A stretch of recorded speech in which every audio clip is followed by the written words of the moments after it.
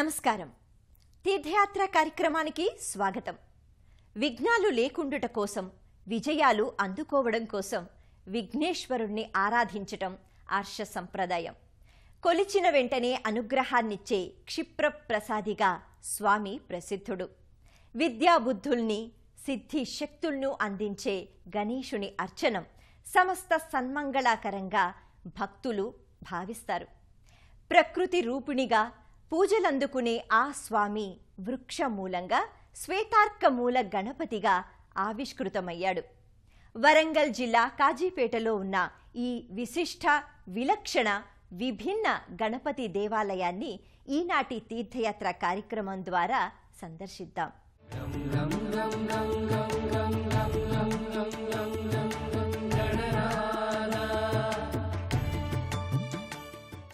మన దేవతా గణంలో ప్రథముడైన గణపతిని విఘ్నాలు తొలగిపోయేందుకు ఆరాధించడం వేదకాలం నుంచి ఉన్న సంప్రదాయం. ఎవరు ఏ దేవతను ఆరాధించినా ముందుగా కొలిచేది మాత్రం గణపతినే. గ అనే అక్షరం జ్ఞానవాచకం. అణ అనే అక్షరానికి అర్థం నిర్వాణం. జ్ఞాన నిర్వాణ ప్రదాయకుడు వినాయకుడు.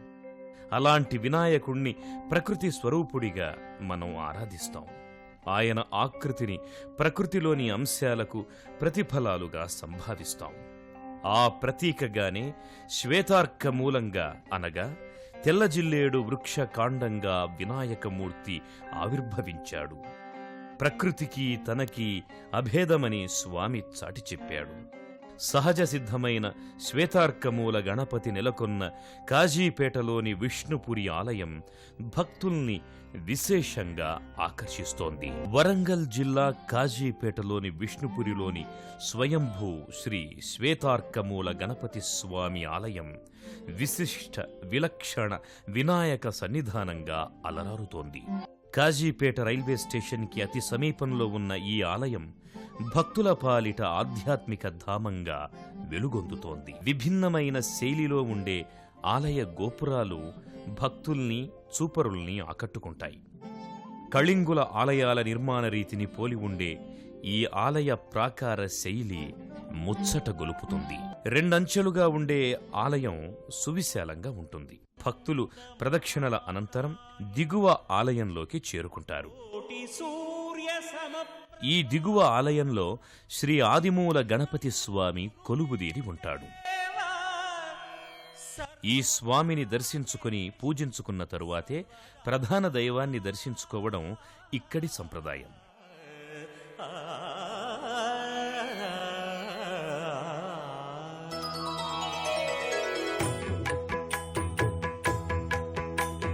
జయ జయ శుభకర వినాయక.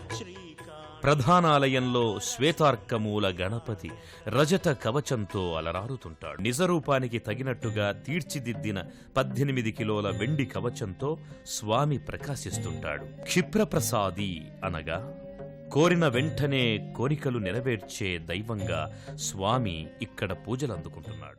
కాజీపేటలోని శ్వేతార్క గణేశునికి ప్రతి మంగళవారం విశేష పూజల్ని వైభవోపేతంగా నిర్వహిస్తారు. ఈ ఆరాధనా పరంపరలో భాగంగా జరిపే అభిషేక వేడుక కన్నుల పండుగగా భక్తులను ఆకర్షిస్తోంది. సుగంధ ద్రవ్యాలు, పంచామృతాలతో సాగే ఈ అభిషేకోత్సవం నేత్రానందకరంగా కొనసాగుతోంది. ప్రతి మంగళవారం గణపతి స్వామికి విశేష రీతిలో అభిషేకాన్ని నిర్వహిస్తారు. ఈ అభిషేక వేడుక నేత్రపర్వంగా కొనసాగుతుంది. ఉమాపుత్రునికి తేనె, పుష్పోదకం, ఫలోదకాలతో అభిషేకాన్ని జరుపుతారు. అభిషేక ద్రవ్యాలు స్వామి శిరస్సు నుండి పాదపీఠం వరకు జాలువారే ఆ ఘట్టం కన్నుల పండుగగా ఉంటుంది. విభూతి, తేనె, గులాబీ వర్ణ కుంకుమ మరియు కుంకుమల్ని ఏకకాలంలో స్వామివారిపైన అభిషేకిస్తారు. ఆ సందర్భంలో స్వామి మూలవిరాట్ విగ్రహం ఇంద్రచాపం వలె గోచరిస్తుంది. ఆకాశాన విరిగే ఇంద్రధనస్సు గణపతి రూపంలో కొలువుదీరిందా అన్నట్టుగా అనుభూతిని కలుగజేస్తుంది. విగతో నాయక వినాయక అనగా నాయకుడు లేని సర్వస్వతంత్రుడు అని అర్థం. మానవ శరీరంలోని మూలాధార స్థానానికి అధిపతి గణపతి. అలాంటి గణపతి మూర్తిని శ్వేతార్క గణపతిగా కొలవడం సర్వశుభకరమని శాస్త్రవచనం. గణేశుడికి దాదాపు 64 రూపాలున్నట్లు పురాణాలు చెబుతున్నాయి. అయితే వాటిలో 32 విశిష్టత పొందాయి. ఆ 32 గణపతులలో షోడశ గణపతులు అనగా 16 గణపతి రూపాలకు ఎనలేని ప్రాముఖ్యముంది. అయితే ఆ షోడశ రూప గణపతుల్లో శ్వేతార్క గణపతి ప్రస్తావన లేదు. కాని గణపతి ఉపనిషత్తులో త్వం మూలాధారే స్థితో నిత్యం అని ఉంటుంది. సహజ సిద్ధంగా ఉన్న వృక్షమూలం గణేశ ఆకృతిలో అన్ని అవయవాలతో తయారు కావడం విశేషం. కాజీపేటలో నెలకొన్న స్వయంభూ శ్వేతార్కమూల గణపతి సకల కార్య సిద్ధి ప్రదాయకుడు.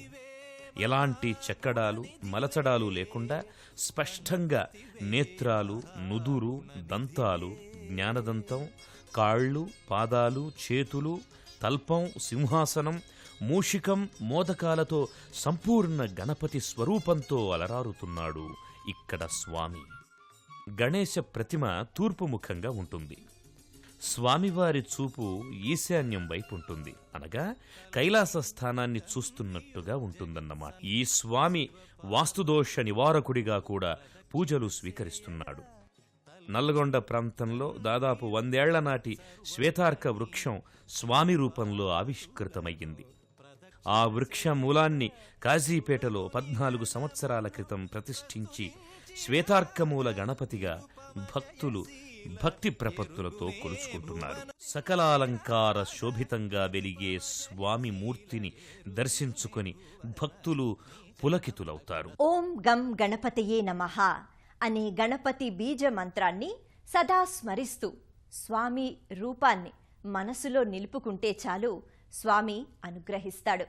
శ్వేతార్కమూల రూపిణిగా అవతరించిన గణేశ స్వామి ఎందరో భక్తులకు ఆరాధ్యనీయుడు. సకల విఘ్నాలని హరించే అభయానంద ప్రదాయకుడు. సంవత్సరం పొడవునా ఈ ఆలయంలో పూజాధికాలు నిరాటంకంగా కొనసాగుతాయి. ఎక్కడెక్కడి నుంచో భక్తులు ఈ ఆలయానికి విచ్చేసి స్వామి కృపకు పాత్రులవుతూ ఉంటారు. ప్రతి మంగళవారం స్వామికి విశేష పూజలు కొనసాగుతాయి.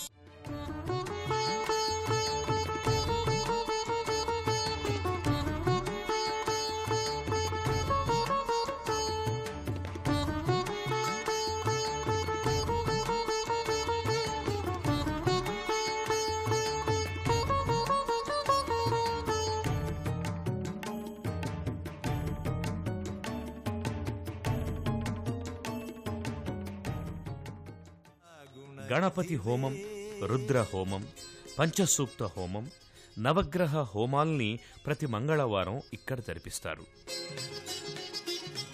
ఈ ఆలయంలో గణపతి నవరాత్రులతో పాటు వసంత నవరాత్రుల్లో సిద్ధిబుద్ధి సమేత గణపతి స్వామి వారి కళ్యాణోత్సవాన్ని నేత్రపర్వంగా నిర్వహిస్తారు. మూలాధారంలో ఉన్న కుండలిని శక్తి సహస్రారం చేరినప్పుడు జాగృతమయ్యేటటువంటి శక్తులే సిద్ధి, బుద్ధి. ఈ రెండింటినీ భక్తులకు గణేశుడు ప్రసాదిస్తాడు. అందుకే స్వామిని సిద్ధిబుద్ధి ప్రవర్తకాయ నమః అని పూజిస్తారు. దూర్వాష్టమి రోజున 1,00,000 గరికలతో స్వామిని అర్చిస్తారు. సంకటహర చతుర్థి, వామన జయంతి, ఋషి పంచమి వంటి పుణ్యతిథుల్లో స్వామికి ప్రత్యేక పూజలు, ఉత్సవాల్ని జరిపిస్తారు. గణపతి దీక్షలకు ఈ ఆలయం ప్రసిద్ధం. సకల కార్య సిద్ధి కొరకు గణపతి దీక్షామాలలను భక్తులు గత 14 సంవత్సరాలుగా స్వీకరిస్తున్నారు. మండల దీక్షలు, అర్ధమండల దీక్షల్ని స్వీకరించి గణపతిని నియమనిష్టలతో ఆరాధిస్తూ స్వామి కృపకు పాత్రులవుతున్నారు. కాజీపేట శ్వేతార్క గణపతి స్వామివారి ఆలయ లోగిలిలో పలు ఉప ఆలయాలున్నాయి.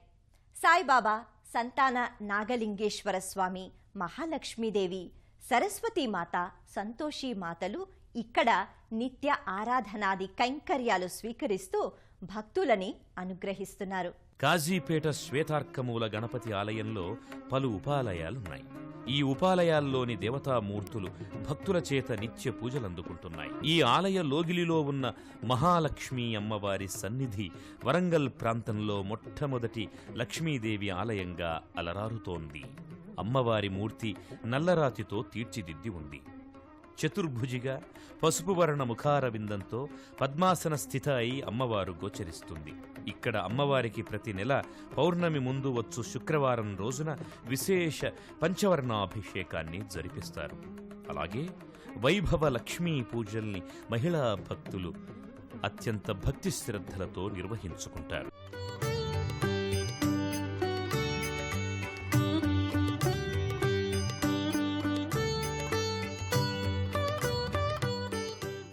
ఈ ఆలయ ఆవరణంలో ఉన్న మరో ఉపాలయం శ్రీ సంతాన నాగలింగేశ్వర స్వామి.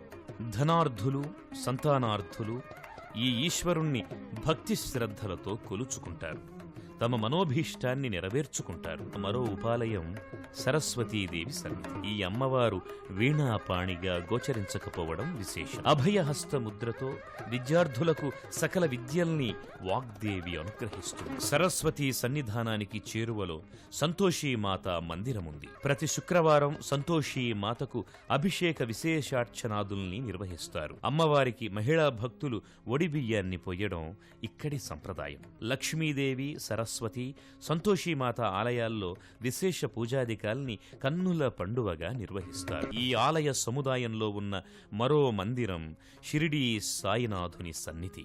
అపర దత్తాత్రేయమూర్తిగా పూజలందుకుంటూ బాబా తన భక్తుల మనోకామ్యాల్ని నెరవేరుస్తున్నాడు. ప్రతి గురువారం షిరిడీ సాయి మందిరానికి భక్తులు విశేష సంఖ్యలో విచ్చేస్తారు. సర్వ విఘ్నాల్ని నివారిస్తూ సర్వ కార్యానుకూలతల్ని సిద్ధింపజేసే దైవంగా శ్వేతార్కమూల గణపతి స్వామిని భక్తులు కొలుచుకుంటున్నారు.